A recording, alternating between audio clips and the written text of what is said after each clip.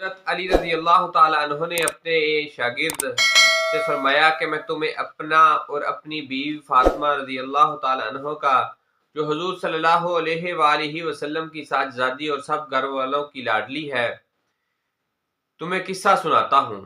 انہوں نے عرض کیا کہ ضرور سنائے۔ فرمایا کہ وہ خود چکی پیستی تھی جس سے ہاتھوں میں گٹے پڑ گئے تھے، اور خود ہی مشک بھر کر پانی لاتی تھی جس کی وجہ سے سینے پر رسی کے نشان پڑ گئے تھے، خود ہی جھاڑو دیتی تھی جس کی وجہ سے کپڑے میلے رہتے تھے۔ ایک مرتبہ حضور اقدس صلی اللہ علیہ وآلہ وسلم کی خدمت میں کچھ لونڈی غلام آئے۔ میں نے حضرت فاطمہ رضی اللہ تعالی عنہ سے کہا کہ تم اگر اپنے والد صاحب سے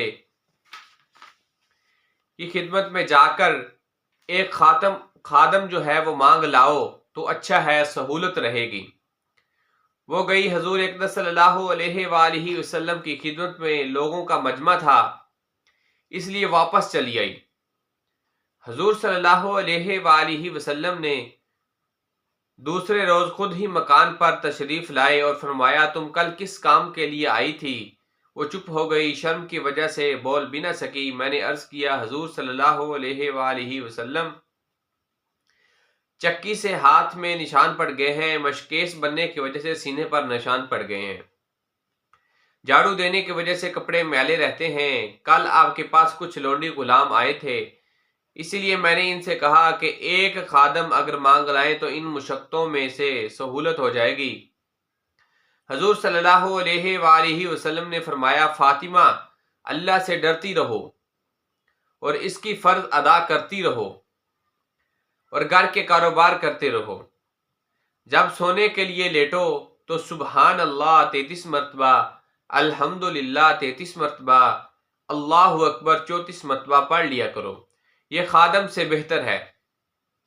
انہوں نے عرض کیا کہ میں اللہ کی تقدیر سے اور اس کے رسول کی تجویز سے راضی ہوں۔ دوسری حدیث میں حضور صلی اللہ علیہ وآلہ وسلم نے چچا زاد بہنوں کا قصہ بھی اسی قسم کا آیا ہے۔ وہ کہتی ہیں کہ ہم دونوں بہنیں حضور صلی اللہ علیہ وآلہ وسلم کی بیٹی فاطمہ رضی اللہ تعالی عنہ تینوں حضور صلی اللہ علیہ وآلہ وسلم کی خدمت میں حاضر ہوئیں اور اپنی مشقتیں اور دقتیں ذکر کرنے لگیں۔ ایک خادم کی طلب کی۔ حضور صلی اللہ علیہ وآلہ وسلم نے فرمایا کہ خادم دینے میں تو بدر کے یتیم تم سے مقدم ہے، تمہیں خادم سے بہتر چیز بتاؤں؟ ہر نماز کے بعد یہ تینوں کلمے یعنی سبحان اللہ، الحمدللہ، اللہ اکبر 33 مرتبہ اور 34 مرتبہ پڑھ لیا کرو، اور ایک مرتبہ لا الہ الا اللہ وحدہ لا شریک لہ لہ الملک ولہ الحمد وہو علی کل شیء قدیر پڑھ لیا کرو، یہ خادم سے بہتر ہے۔ افضل ذکر لا الہ الا اللہ محمد رسول اللہ صلی اللہ علیہ وآلہ وسلم۔